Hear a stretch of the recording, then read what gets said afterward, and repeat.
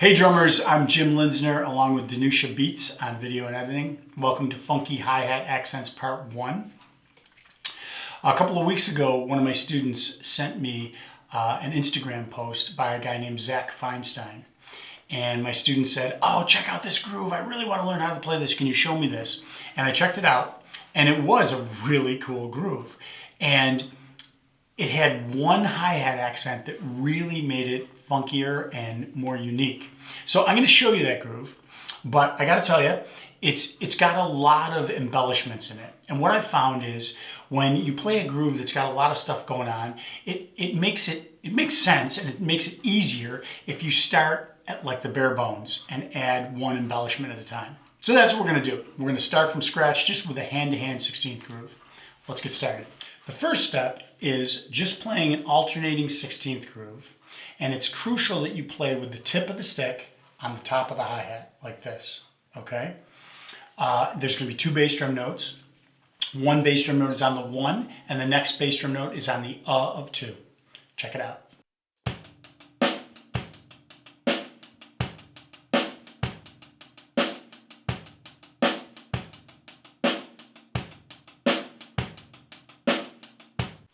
Next, we're going to add an accented hi-hat note. Okay, so far you've been playing with the tips of the stick on the top of the hi-hat. When you play the E of beat 3, you're going to play the shoulder of the stick and it's going to hit the edge of the hi-hat. So it's going to give you automatically a little bit louder and thicker sound. Check it out.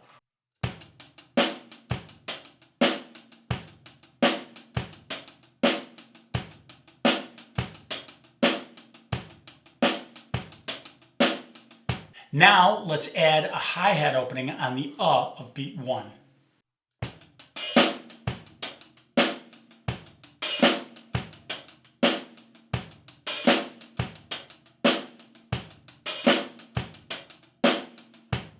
Finally, we're going to add 2 double strokes on the of beat 4.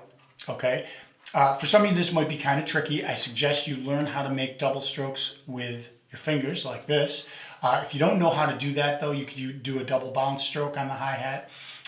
These notes will be on the top of the hi-hat, okay, with the tips of the stick again. So here's the double strokes on the and the of beat 4. Right, right, left, left.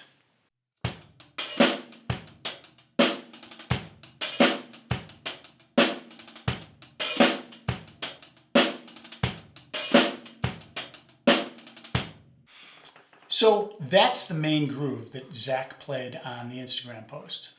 But he also played a 2-measure groove, and in the second measure he would play 2 notes, the last 2 notes. Instead of the doubles on the hi-hat, he would play a double stroke with the right hand on the and the of beat 4, either on the small tom or on the floor tom.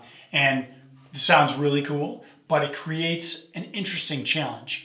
When you play on the and of 4 on the floor tom, it would be really tough to get back over to the hi-hat on beat 1 and go and a 1. You know, it would feel lousy too. So what he does is he omits the hi-hat note that would usually occur on the 1 and just plays the bass drum. So let's just isolate that variation and play that.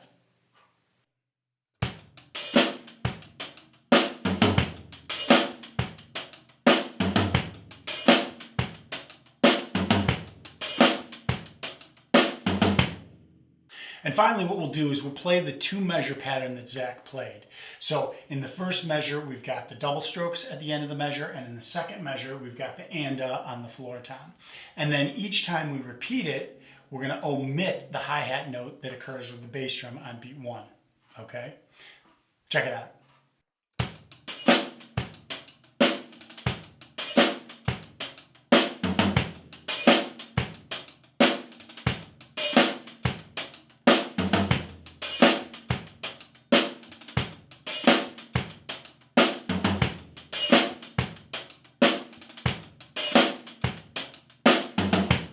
Okay, so that's the groove that Zach Feinstein played on Instagram. And it's challenging. There's a lot going on, but I think with this groove and any groove, you can break it down to something simple that you can play, and you can add one extra thing at a time until you get there. It's a really efficient way to learn.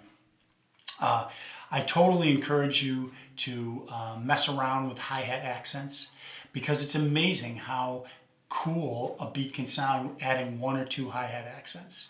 You know, I've heard this beat that we learned a lot with the snare on the 3E. Like, I'm sure you have too. Boom, ba, do, ba, ba, boom, ba, boom, ba, ba. We've all heard that before, but just instead of playing that note on the snare and playing it on the hi-hat accented, suddenly it's fresh and unique.